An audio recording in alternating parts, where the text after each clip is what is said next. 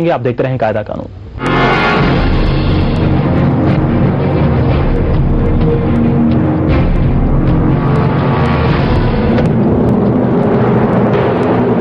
Break के बाद कायदा कानून में एक बार फिर से आपका स्वागत है। आज हम बात कर रहे हैं 498A के उस कानून की जिसके लिए अब आवाज तो उठने लगी है, लेकिन अब यह आवाज सुनी भी जाने लगी है। पार्लियामेंट्री स्टैंडिंग कमेटी ने अब राय मांगी है उन संस्थाओं से जो इसके खिलाफ काम कर रहे हैं, इस कानून को संशोधित करने के लिए काम कर रहे हैं। हमारा ये मानना है कि जब एक महिला, एक पत्नी पुलिस स्टेशन में जाती है तो वो क्यों सत्यवादी राजा हरिश्चंद्र की बेटी मानी जाती है और सारे पति क्रिमिनल माने जाते हैं? क्यों वो लाइन लगा के 10 तरह के इल्जाम आरोप लगाती है और वो सारे के सारे सच माने जाते हैं? क्या ब्रेन मैपिंग होती है? इससे पहले उनकी किसी तरह की ब्रेन मैपिंग नहीं होती। और हस्बैंड और उसके रिलेटिव्स चाहे कानपुर में या कैलिफोर्निया में बैठा हुआ है, सबके नाम लाइन लगा के लिख दिए जाते हैं और वो सारे के सारे अरेस्ट कर दिए जाते हैं। अगर 6 लोगों के वो नाम लिखवाती है, वो 6 के 6 लोगों का जमानती हमें ढूंढना पड़ता है। उनकी जमानत होती है, वो भी टेम्परेरी होती है, फिर उसके बाद जाके केस चलता है। They have filed complaint against me, my mother and my sister-in-law, my brother-in-law in women's cell Krishnanagar. Reason क्या है कि किडनी नहीं है by birth and she says that कि I am not fertile, I may not live longer. ठीक है, इसको issue बना के उसने कंप्लेंट कर दी है। वो सारी कंप्लेंट झूठी है। It is totally being misused against me, my mother and brother-in-law. My brother-in-law, he lives 10 kilometers away from my house. Still he is under that complaint. और complaint में 80% नाम मेरे brother-in-law और sister का है। मेरा नाम is just 20-25%. But so we are still fighting and they are asking for 18 lakhs rupees from me. How can I pay 18 lakhs? And they have already taken 5 lakh rupees from me.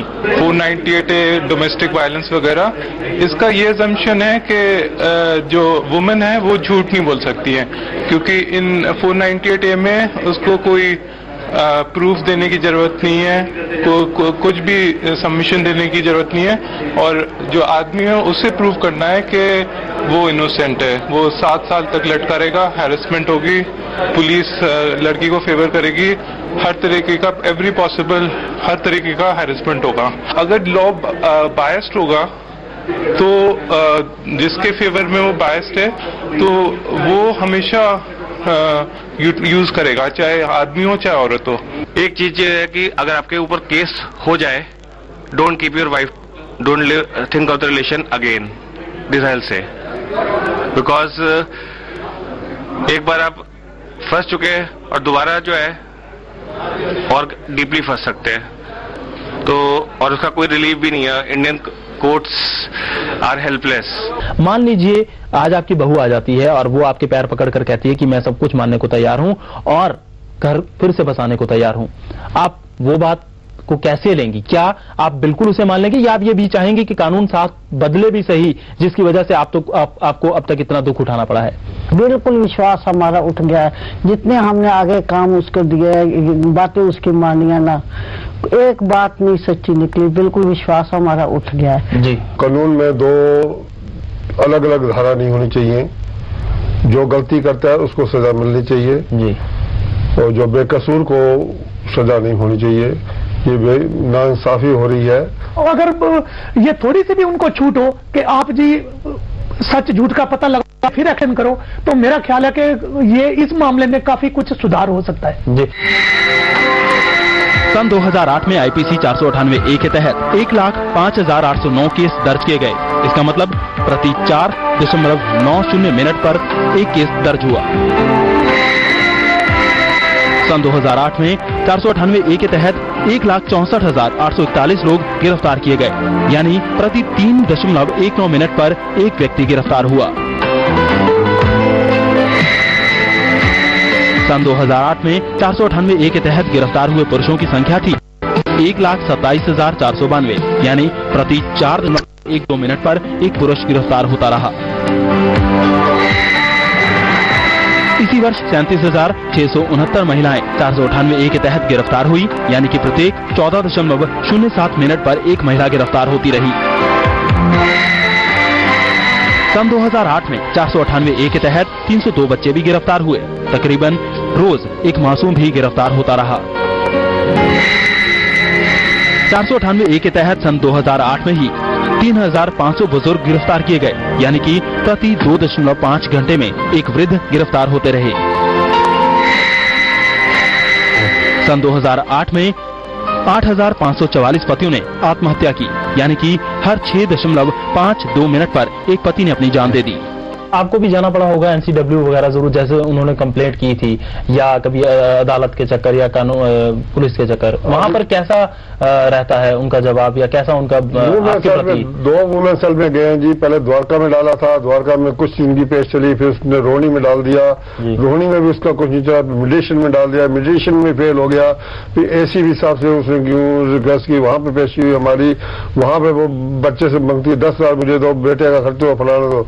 अब वो कहती लाखों रुपए में दो, जो भी सारे पालन की कमाई है वो सारी मेरी झोली में आनी चाहिए। और नजायज गलत तरीके से उसने सारे घर के अंदर चोरी शोरी करके, मतलब सारे डॉक्यूमेंट जो घर में होते हैं वो लिए, और उसकी मतलब उसने अब सेक्शन 125 का केस डाला हुआ है, जिसका हमें पास कोई इंफॉर्मेशन नहीं थी।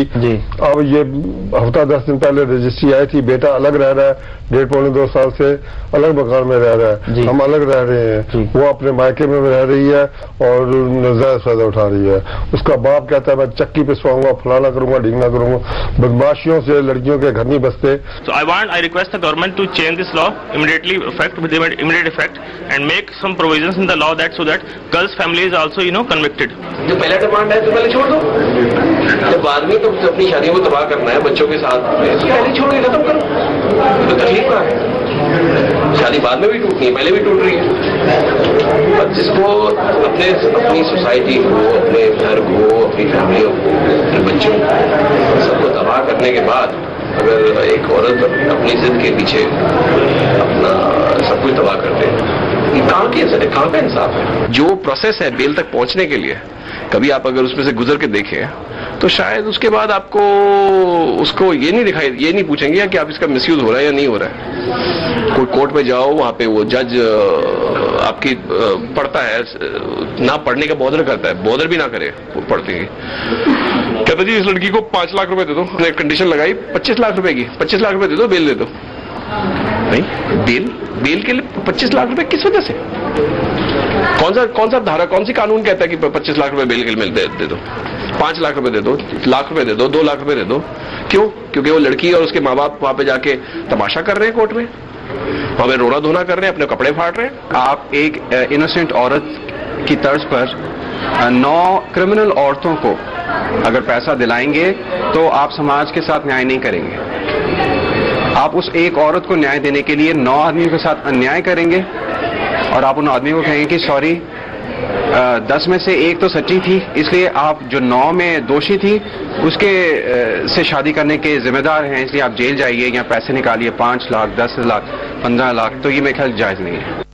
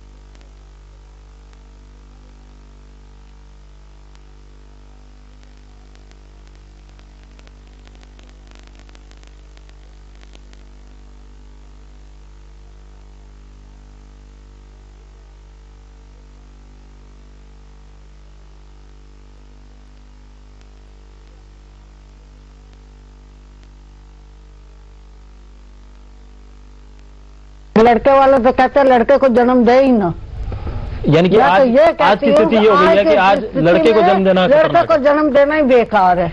तो ये हमने देखा कि किस तरह से एक वो महिला जिसके 3-3 बेटे हैं, लेकिन वो ये कह रही है कि आने वाले समय में ऐसा समय आ सकता है कि लड़कों को जन्म देना भी अब खतरनाक हो जाएगा। उससे हर कोई डरने लगेगा कि लड़के ना हो, लड़कियां चाहे हो जाएं।